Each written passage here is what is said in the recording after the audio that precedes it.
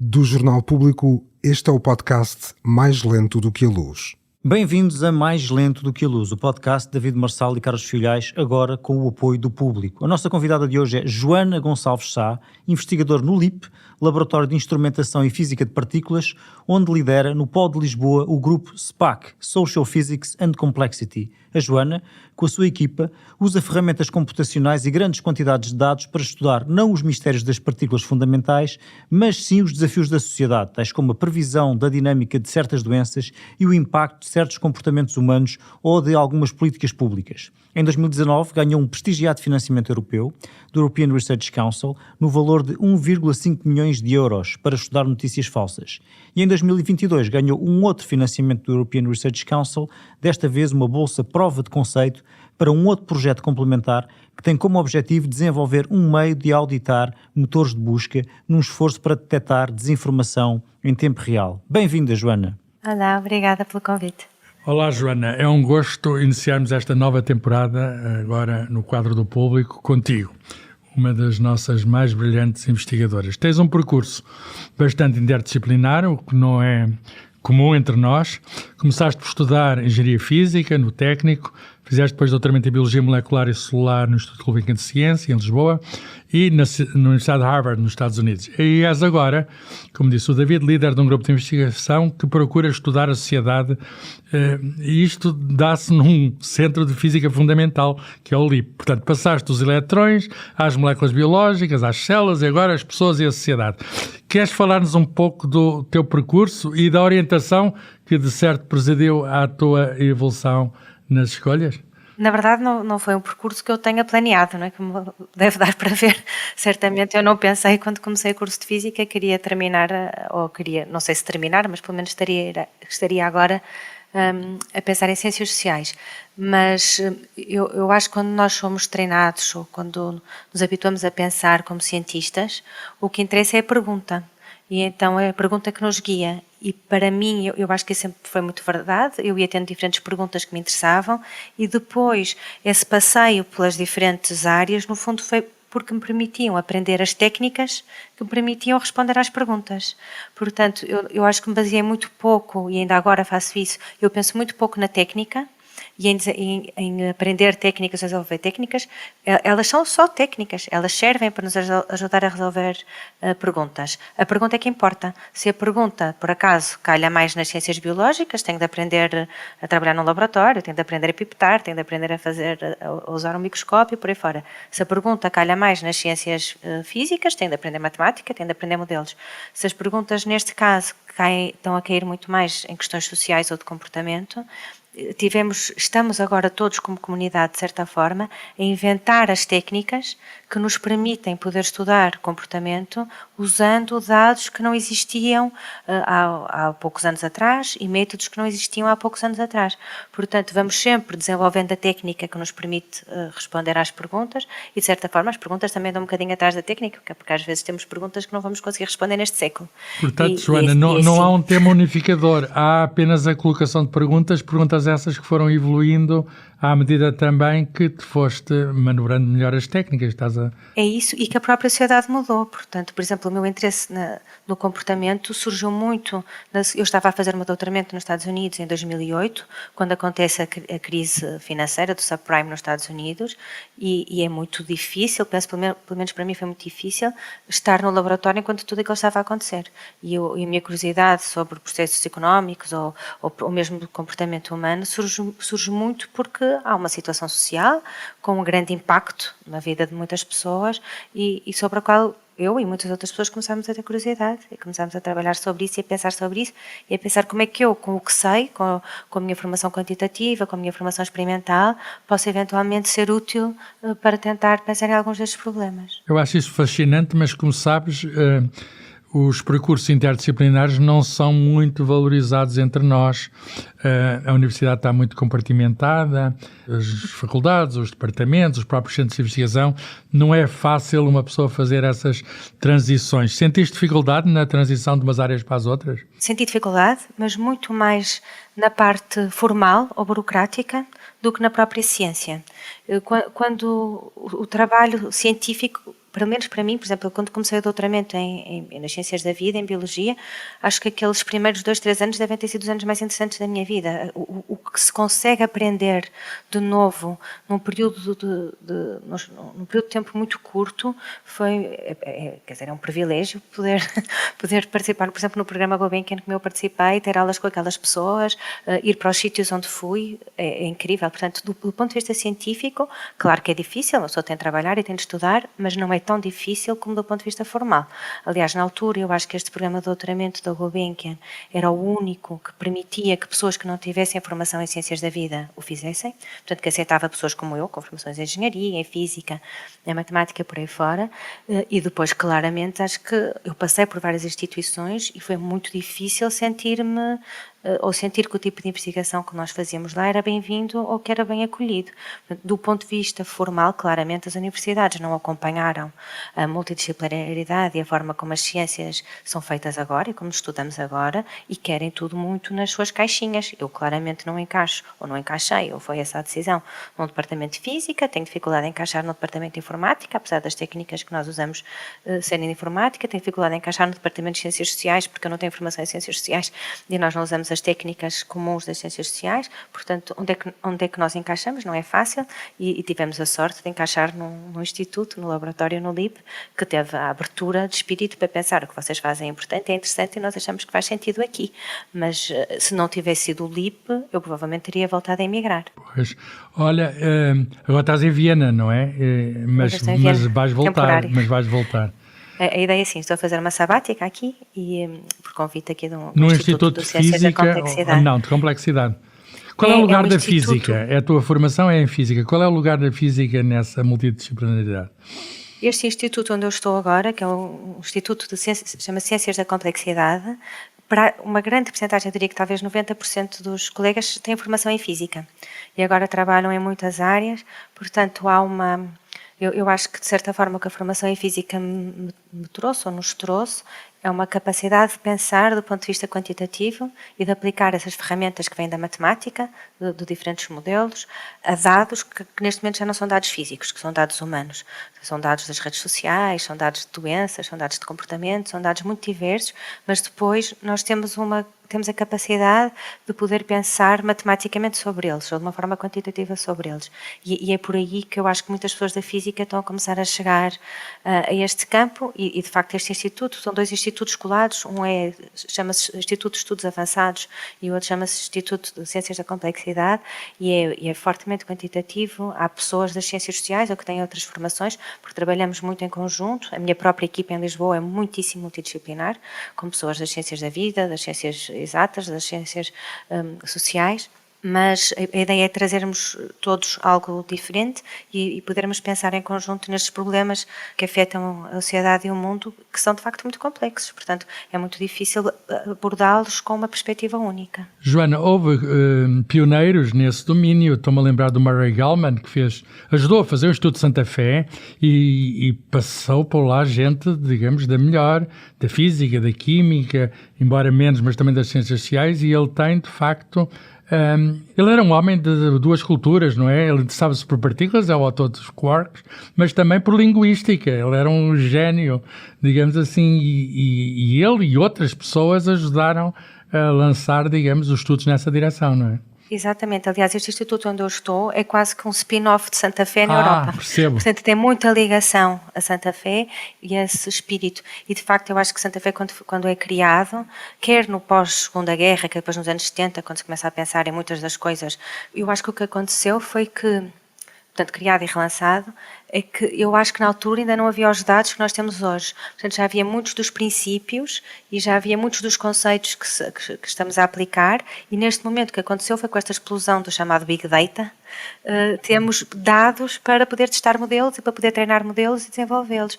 Portanto, é aí mais que eu acho que agora o campo está a explodir, porque muitos dos conceitos, até do Weiner, havia muito esta ideia dos sistemas complexos já no final dos anos 40, a princípios dos anos 50. Portanto, como é que nós vamos pegar para resolver isto? A ideia é antiga, mas o poder computacional é recente. Também usam inteligência artificial?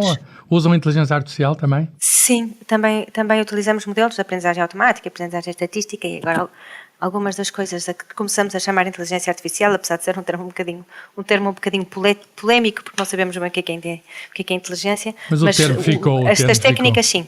As técnicas utilizamos e auditamos. Portanto, há uma parte do grupo que tem uma preocupação grande com os impactos sociais negativos que estas técnicas podem ter, e não as técnicas, mas a implementação destes modelos e destes algoritmos a larga escala, e trabalhamos bastante, quer na parte de auditar os enviesamentos humanos, quer na parte de auditar enviesamentos algorítmicos e como é que nós podemos tentar identificá-los para minimizar os seus impactos. Não conseguimos eliminar, mas pelo menos minimizar os impactos negativos que são inevitáveis.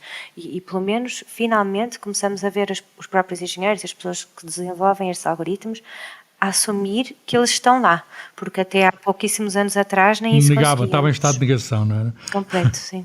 Joana, mas a tua principal área de investigação é de facto a física social e a complexidade, e eu se calhar agora pedi-te para voltarmos um bocadinho atrás e perguntar-te o que é a física social, e se a palavra física ainda faz sentido quando se fala em sociedade? Isto é um termo inventado, eu penso que pelo Alex Pentland, não sei se alguém disse antes, que é um físico do MIT, e escreveu um livro sobre isso e a visão dele, porque o que é a questão aqui? A questão é que há uma abordagem das ciências exatas que é tipicamente reducionista.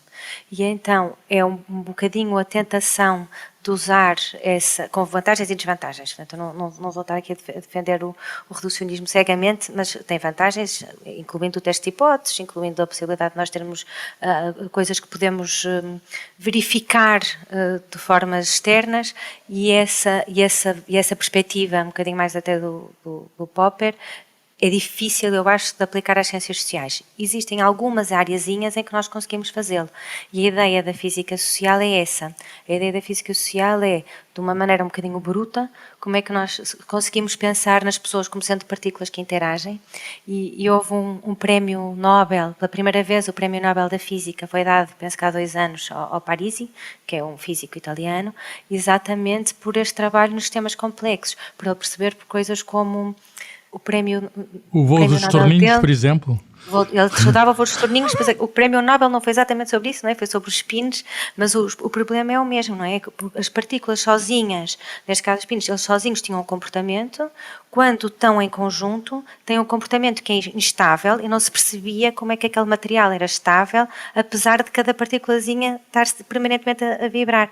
E ele identifica, com esta análise estatística, de certa forma, a larga escala, consegue perceber que existem zonas de estabilidade quando os comportamentos individuais são muito instáveis, e começou-se a chamar muito isso coisas do tipo comportamentos emergentes. Portanto, como é que alguma coisa surge do caos, ou que não é propriamente planeada ou decidida por uma entidade qualquer externa que diga vocês fazem assim, vocês torninhos todos agora vão desta forma, vocês peixes no cardume agora fazem estas formas, mas na prática existe ali uma organização, há uma auto-organização que surge. E então há técnicas da física e da matemática de tentar estudar como é que estas diferentes coisinhas, ou partículas, ou peixinhos, ou seja o que for, interagem, que depois têm um comportamento que é mais do que a soma das partes. E a ideia da física social é muito isso, é tentar ver como é que nós conseguimos estudar as partes para identificar comportamentos que são mais do que a soma das partes. Portanto, é mais bonito explicado do que depois do trabalho no dia-a-dia, porque não é fácil. O termo é muito interessante, o termo é muito interessante, mas remete um bocadinho para aquela preponderância da física no século XIX. Já vem a ideia da física que podia abarcar a sociedade, a física podia explicar tudo, quando de facto a física não pode, e a biologia, enfim, a física é precisa e a química, mas depois a biologia é um ramo próprio, não é? Tem a sua razão de ser. Exato, e as ciências sociais, não é? Portanto, há um limite para este reducionismo e para este tipo de visões, e daí eu achar que é mesmo muito importante trabalharmos em equipas multidisciplinares, porque temos de ter sempre alguém, nós os físicos gostamos de ter, eu já não me considero física, mas tenho esta formação em que gosto muito de ter, há uma regra universal, uma vez física, há algo... sempre física, eu acho que isso somos todos físicos, é um defeito de fabrico. Joana, tu tens vindo a estudar as notícias falsas, designadamente no contexto de um grande financiamento europeu que ganhaste. Tu queres nos falar um pouco desse projeto? Já tens algumas conclusões? Porquê é que há notícias falsas e como é que nós podemos lidar com elas? Na verdade, esse projeto é uma abordagem muito de biologia, ou seja, nós não estudamos notícias falsas, nós usamos as notícias falsas como um modelo, como o nosso ratinho de laboratório, para estudar o comportamento humano.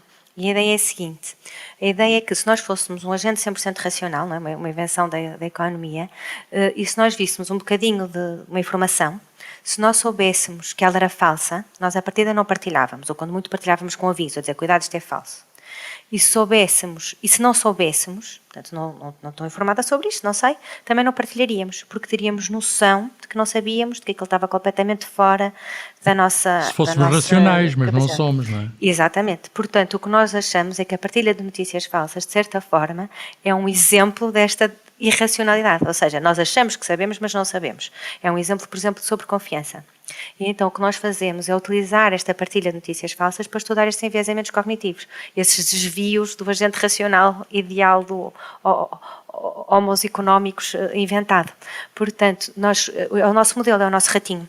Nós estudamos essa partilha nas redes sociais e em diferentes contextos, e para perceber onde é que estão os enviesamentos humanos. Portanto, um exemplo, nós tivemos agora um artigo publicado há pouco tempo em que nós olhámos para inquéritos, 90 mil inquéritos, muito perto de 90 mil inquéritos ao longo do tempo, sobre conhecimento científico, e basicamente o que nós queríamos fazer era estimar a sobreconfiança das pessoas.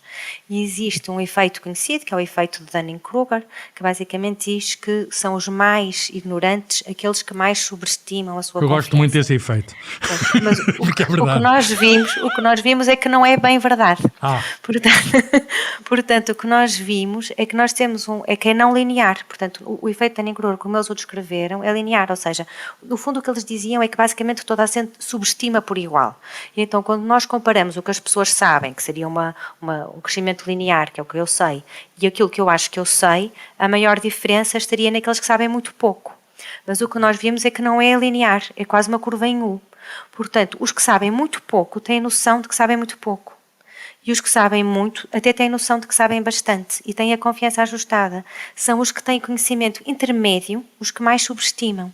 Portanto, os que são muito ignorantes, portanto, o Dunning-Kruger chamavam aquilo um duplo peso, um duplo efeito, que era não só não sabiam, como não sabiam que não sabiam. E nós não vemos isso. Os que não sabem têm noção. Mas o que acontece é que o conhecimento cresce linearmente e a confiança cresce exponencialmente, pelo menos no início.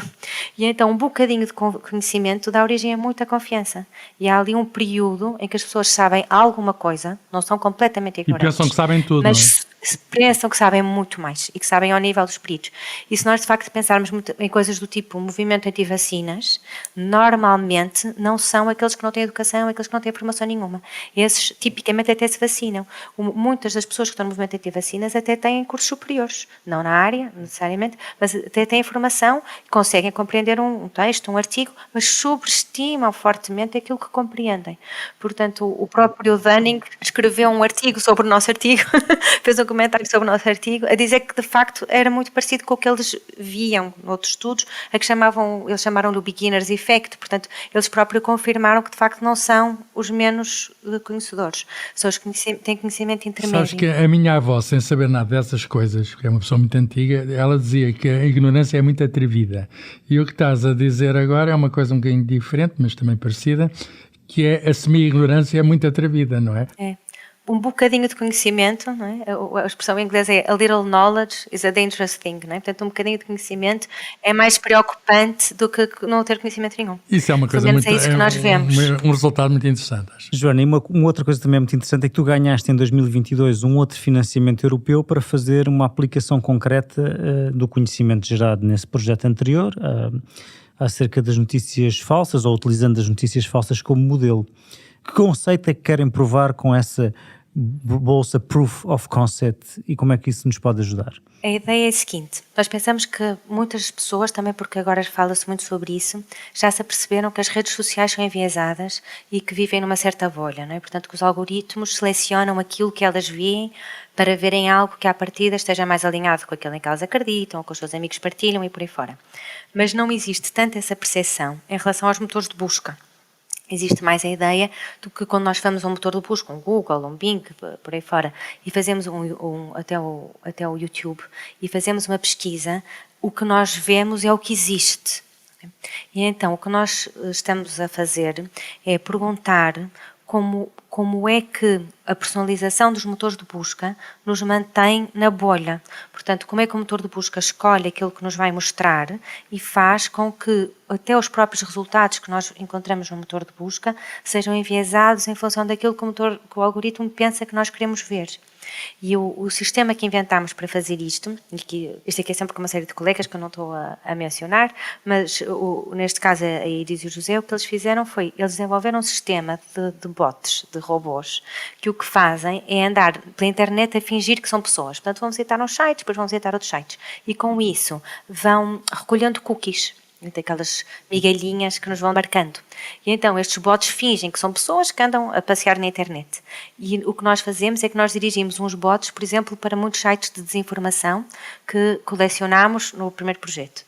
Ou então eles visitam mais sites para parecerem que são homens de meia idade que votam à extrema-direita, por exemplo. Não é? Portanto, e nós conseguimos personalizar estes bots para eles terem diferentes perfis. Às vezes basta mudar a localização para isto, para estarmos a ter resultados diferentes. E depois estes botzinhos que têm esta história vão aos motores de busca e fazem exatamente a mesma pesquisa. E o que nós fazemos é comparar o que os motores de busca nos mostram. Por exemplo, a Iris e o Paulo, dois colegas, estão a fazer isto em relação ao conflito israelo-palestiniano. E basta mudarem o IP dos bots, portanto, fingir que eles estão a fazer esta pesquisa a partir de Israel ou a partir da Arábia Saudita, para os resultados que o Google, que o Bing, que o DuckDuckGo lhes mostram, estão a fazer isto com 4 motores de busca em paralelo, serem completamente diferentes. Então estamos a tentar inventar um sistema que proteja a privacidade dos utilizadores, portanto nós não precisamos de dados reais, inventámos estes bots para fazerem isto, mas que nos permita auditar os motores de busca, que nos permita perceber como é que a personalização está a ser feita e, principalmente, como é que isto interfere, como é que isto tem impacto no caso da desinformação. E um dos objetivos... É uma espécie de reverse engineering, ou seja, perceber o que é que está por trás da personalização dos resultados. A ideia é essa, é um bocadinho fazer com que o algoritmo seja um bocadinho menos caixa negra, e também fazer, uma das nossas ideias, um dos objetivos do projeto, que estamos agora a trabalhar nisso, é criar um website em que as pessoas possam ir lá e fazer uma pesquisa como se fossem, e então ter uma espécie de menuzinho, dizer, eu quero fazer esta pesquisa como se fosse uma mulher de 20 anos que vive no Brasil, ok? E ver quão diferente e ao lado, quero fazer a mesma pesquisa, mas como se fosse esta pessoa tal e tal. Eu tivesse este perfil, não é? Destes bots que nós treinamos. Para as próprias pessoas perceberem quão fácil é serem manipuladas por verem resultados diferentes em função da sua personalização. E esse sistema será, digamos, uma prova no sentido, ou uma ferramenta académica de investigação, ou terá um intuito comercial também, por exemplo? Se há coisa para a qual não tenho jeito nenhum é para fazer dinheiro. Portanto, então, se aparecerem uma grande empresa a querer comprar isso, não vende. Não, temos de pôr... Não, a ideia é poder ser para académicos, para jornalistas, para pessoas interessadas, poder fazer estas comparações. E tentar. Por exemplo, nós estamos a trabalhar com 2 ONGs, com a Honeycomb e a Democracy Reporting, que nos estão a ajudar a identificar a desinformação, principalmente estas coisas que são muito rápidas no conflito israelo-palestiniano, mas também fizemos isto para as eleições no Brasil, por exemplo.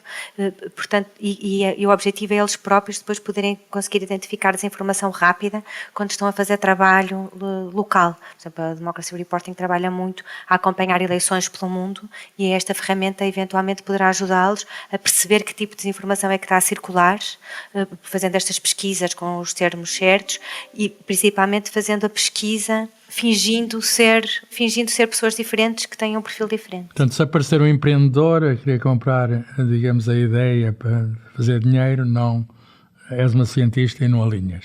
Não sei se isto te daria para fazer dinheiro, portanto não parece que seja um risco que nós vamos correr, mas mais uma vez, não é claramente o meu forte ter ideias para ter ideias que olha, ao bocado falámos de inteligência artificial e vamos voltar agora ao tema. Um dos perigos, acho que é reconhecido, não é? Da inteligência artificial é a capacidade de gerar falso conteúdo, o que significa sistemas treinados em falsos pressupostos, etc., e fazer campanhas de intoxicação maciça. Isto está a ser regulado e é do interesse público que isso seja regulado.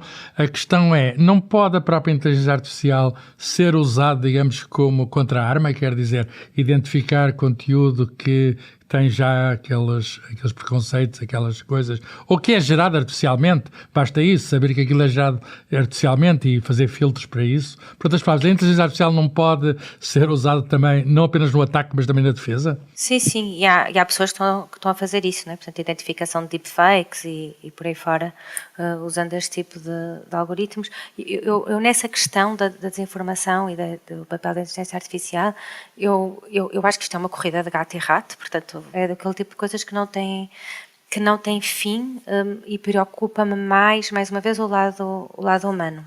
Por exemplo, quando me dizem que os alunos ou que os professores vão utilizar para fazer batota, não é? Nos exames, preocupa-me mais como é que nós estamos a educar as nossas gerações para eles acharem que compensa fazer batota do que eles vão usar o ChatGPT, porque acho que é mais um problema moral e ético e de como é que nós lidamos com os nossos alunos e como é que nós lidamos com as nossas instituições, porque vai sempre haver, não é? Vai sempre haver gente a fazer batota, isso é a natureza havia humana, o papelinho na caneta, havia a cábula por trás da máquina de calcular, não é? Tudo boas Agora há dicas. isto.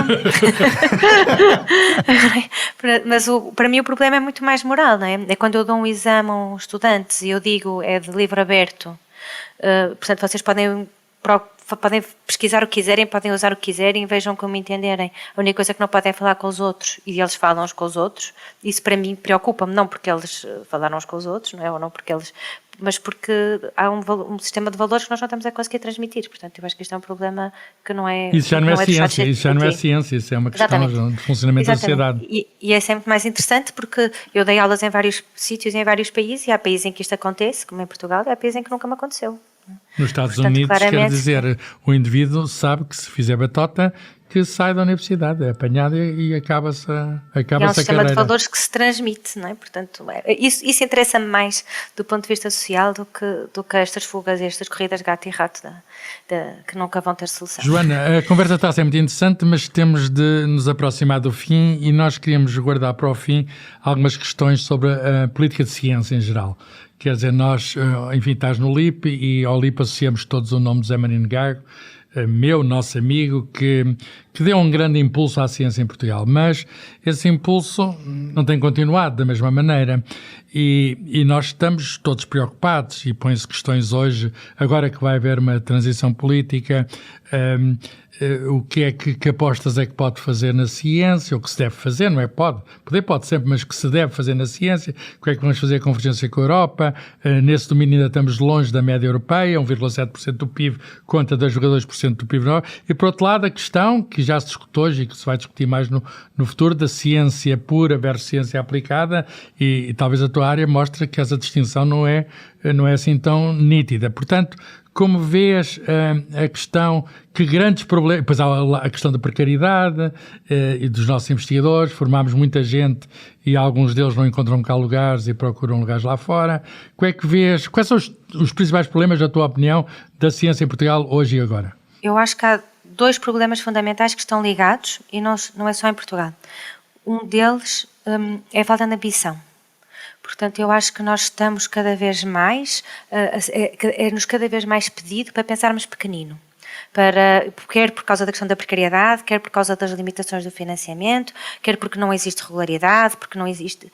E quer até por essa vontade agora enorme da aplicação, da vista de curto prazo. Precisamos de aplicações agora. Precisamos de alguma coisa que dê resultado em 2 anos, em 3 anos. E acho que isso está a limitar imenso a nossa ambição e a nossa capacidade de pensar em perguntas importantes e de longo prazo. E isso é um problema, não há ambição. E o segundo problema que está relacionado é porque não existe a percepção nos políticos e na sociedade em geral da importância da ciência e de para que é que ela serve, para que é que ela se faz.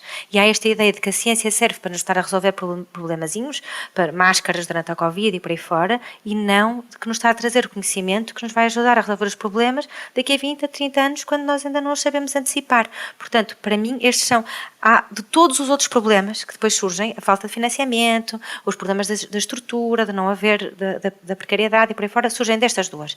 De não haver uma percepção da importância da ciência, de sermos sistematicamente governados por pessoas que são ignorantes. Ignorantes do ponto de vista... E depois não têm consciência da sua ignorância. Sabem não muito pouco, mas sabem pouco. E sabem do que... Há este lado das duas culturas, não é? Que o C.P. Snow falava e como ele se chocava, por exemplo, das pessoas das humanidades não terem vergonha de dizer que não percebiam nada de ciência. E isto há quase 100 anos atrás. Não tinham vergonha. E aquilo para ele era chocante. Ainda hoje há gente sem vergonha. Em 1959, o discurso do C.P. Snow na Universidade de Cambridge, Mas a questão vem mas de aqueles textos, não é? E as discussões dele com o Harding, não sei o que mais, não é? Portanto, aquilo era... Como é que os meus colegas não percebem, não é, a importância de perceber de ciência? E ao mesmo tempo, e depois também esta visão dos cientistas como tecnocratas, que não são capazes de discutir, de perceber o mínimo de ciências sociais, não são capazes de perceber da humanidade, não são capazes de perceber de filosofia, e a maneira como nós nos vamos entrincheirando nos diferentes campos e nas nossas formações. E então, se temos governantes que não entendem a ciência, que não entendem que se faz para a honra do espírito humano, não é? Como dizia o Jacobi, se não entendem isto, se não entendem que é como a arte, que é uma atividade criativa, que nós fazemos porque podemos, porque somos uma sociedade evoluída, como é que nós conseguimos explicar que não serve só para um problema de semicondutores que é de hoje, não é? Portanto, que isto nós temos de fazer com os olhos no futuro. Não é só portanto, fazer estes dois chips, problemas são nem Sim, vacinas. E nunca vai ser, não é? A tecnologia é o resultado da ciência, não é o que puxa a ciência. Última palavra, falaste no C.P. Snow na cultura científica, o Zé Maringaco já tinha visto esse problema no manifesto que ele fez para a ciência em Portugal, falta-nos cultura científica. Nós reeditamos. O que é que nós, eu sei, eu acompanhei na Gradiva e de facto eu lembro-me ainda que fiz uma recensão no Público, estamos aqui no Jornal Público e eu fiz uma recensão na altura que saiu o livro, originalmente, e ele escreve uma carta, usavam-se cartas na altura, porque isto foi antes do e-mail, a agradecer e estamos sintonizados. Terminando então com a cultura científica, falta-nos cultura científica, como é que vamos arranjar cultura científica? Isto não vai lá assim por haver uma agência para essa área, não, isto vai lá com, digamos, de uma maneira, vai com a educação, vai com a ajuda dos média, mas é preciso mais cultura científica. O que é que tu recomendarias para impulsionar a cultura científica portuguesa? Volto outra vez à questão da ambição. O que é que nós esperamos que os nossos jovens, que as nossas pessoas saibam? O que é que nós esperamos que eles, ao fim, o que é que nós esperamos que seja a expectativa da população?